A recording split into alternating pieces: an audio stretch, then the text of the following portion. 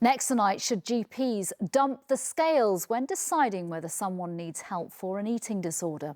Well, one woman, Hope Virgo, thinks they should after being told she wasn't thin enough to get a referral.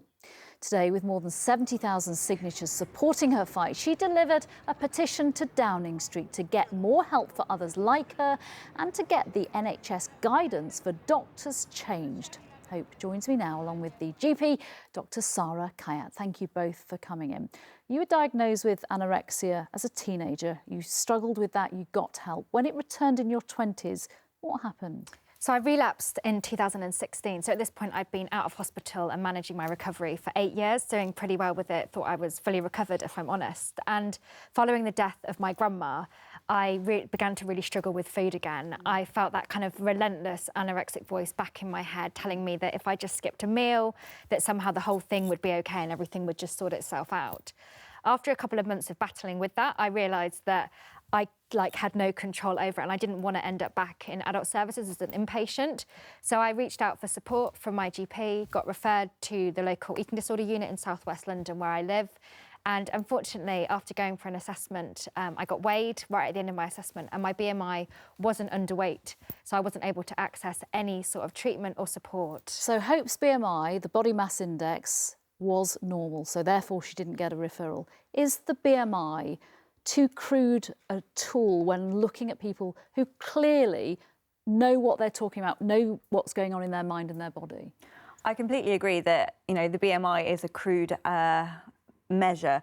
It should be used as part of a risk assessment in terms of perhaps how severe it might be or whether you need inpatient referrals or certainly to tell us a degree of how long this might be going on for. But actually the patient needs should be the basis of a referral. It shouldn't necessarily be what's on a scale.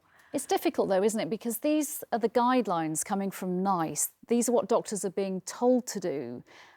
What should doctors be looking out for in terms of, I suppose it's very difficult, using their common sense? Well, I know you mentioned NICE guidelines, but actually if you look at them, it does suggest in the guidelines that actually we should be assessing the patient's psychological well-being. We should be seeing if they're manifesting any of the signs and symptoms of anorexia. It doesn't, or any eating disorder. It doesn't necessarily suggest that you have to base it on the BMI. It does suggest that the BMI does need to be input into the referral.